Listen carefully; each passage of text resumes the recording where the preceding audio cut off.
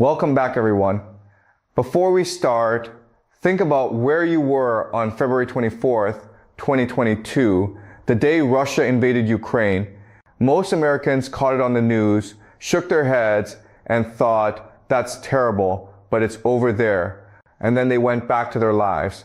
That thought, it's over there, is the most dangerous one you can have right now. What I'm going to walk you through today, step by step, is that every conflict happening on this planet is connected, like dominoes. And some of those dominoes are already falling, not as a scare tactic, as a map. Because once you understand the map, you're not scared anymore. You're informed. If you're learning something here, please hit subscribe.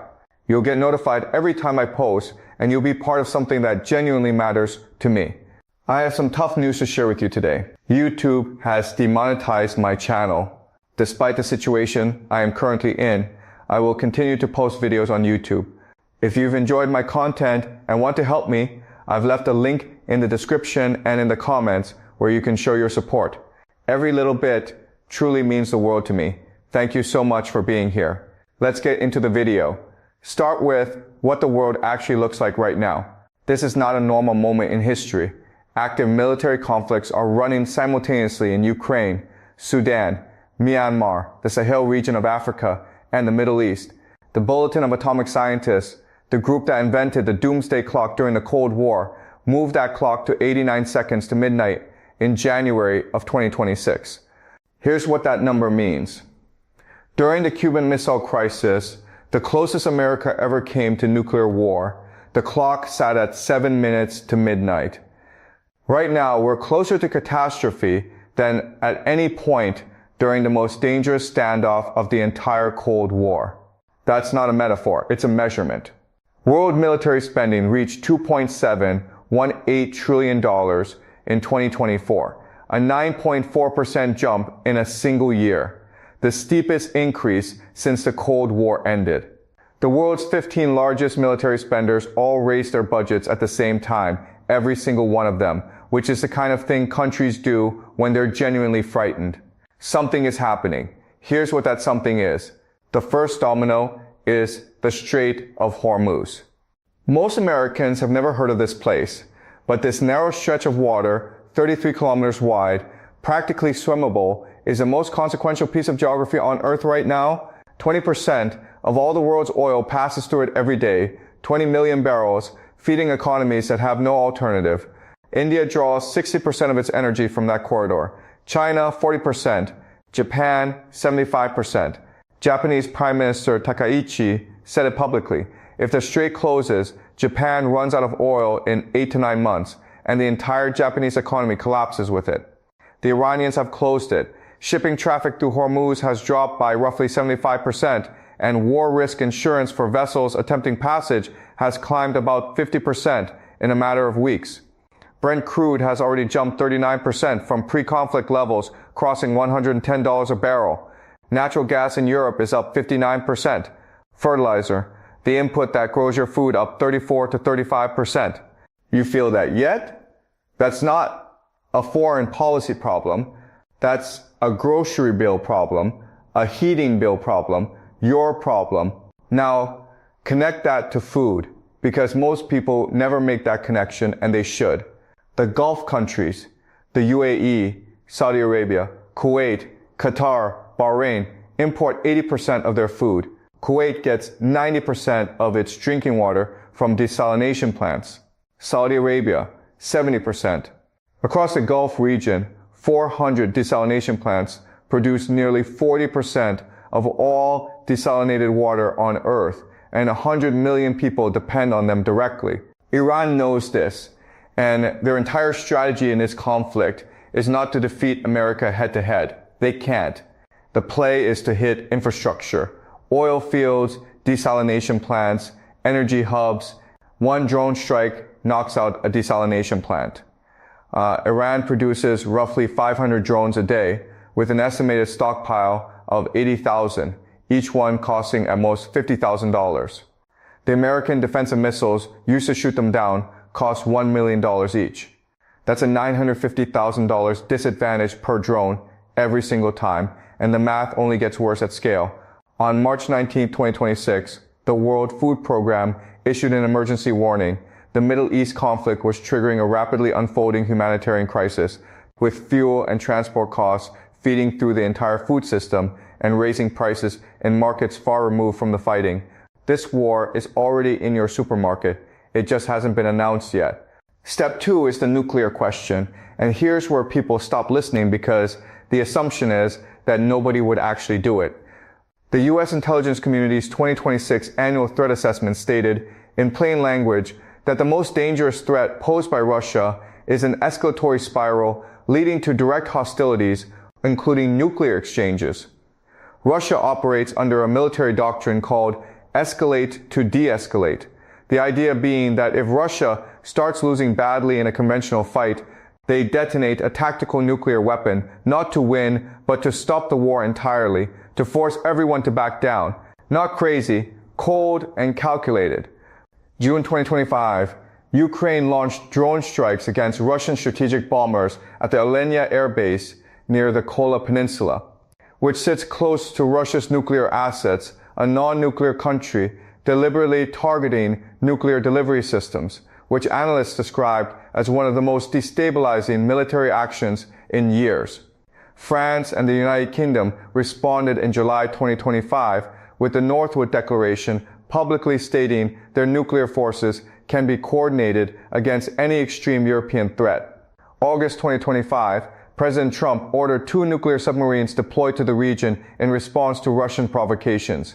Nuclear submarines deployed, and North Korea, which has been testing hypersonic ICBMs and announced a nuclear-powered submarine of its own, sent over 15 000 troops plus thousands of engineers to fight alongside Russia in Ukraine in exchange for fuel, food, and military technology.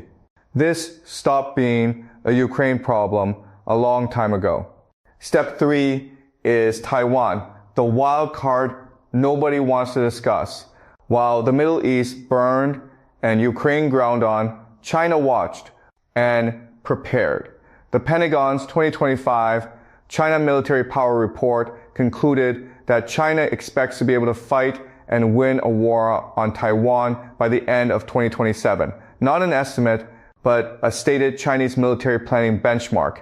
In 2025, Chinese aircraft conducted a record 3,570 incursions into Taiwan's surrounding airspace. December 2025, Beijing staged its largest military exercises around Taiwan in years.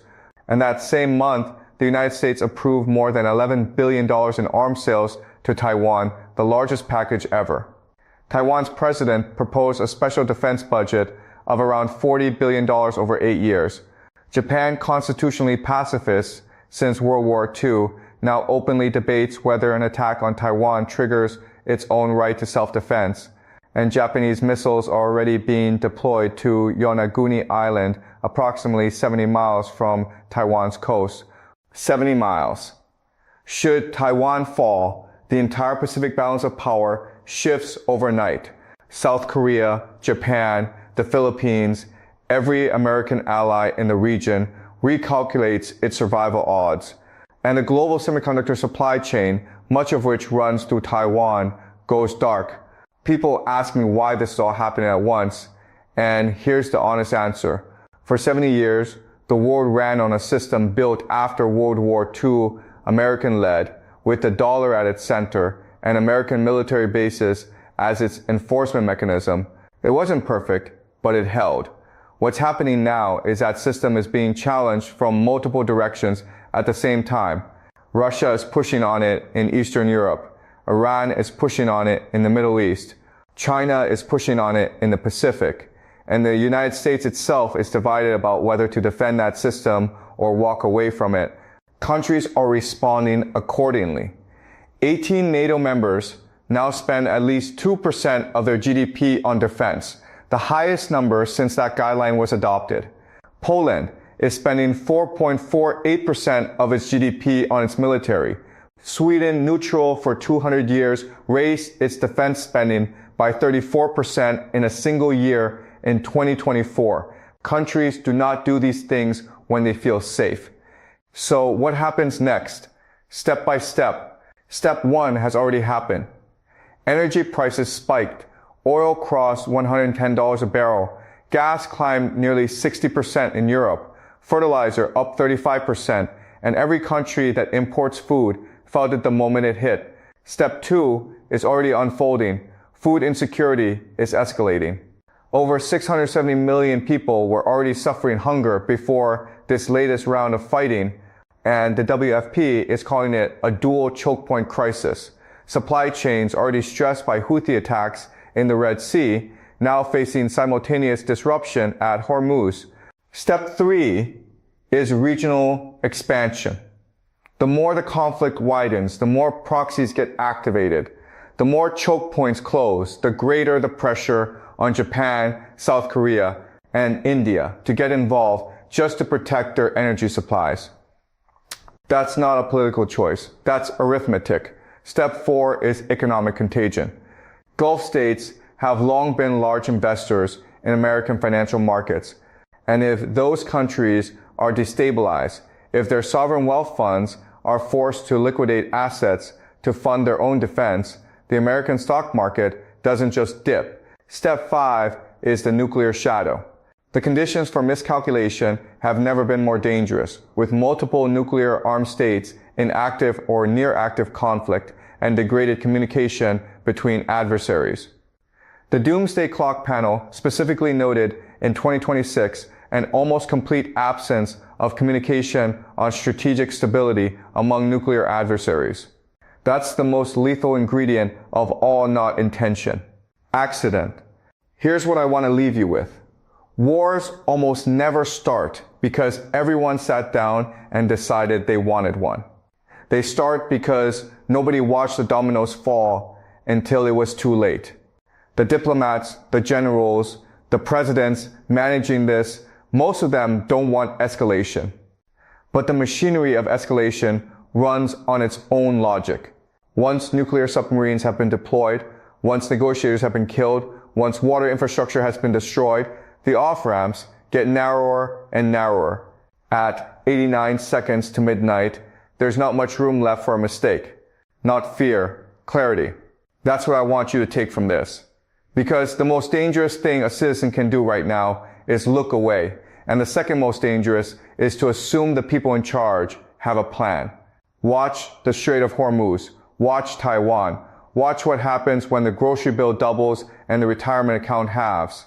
Watch which leaders are willing to speak plainly and which ones aren't.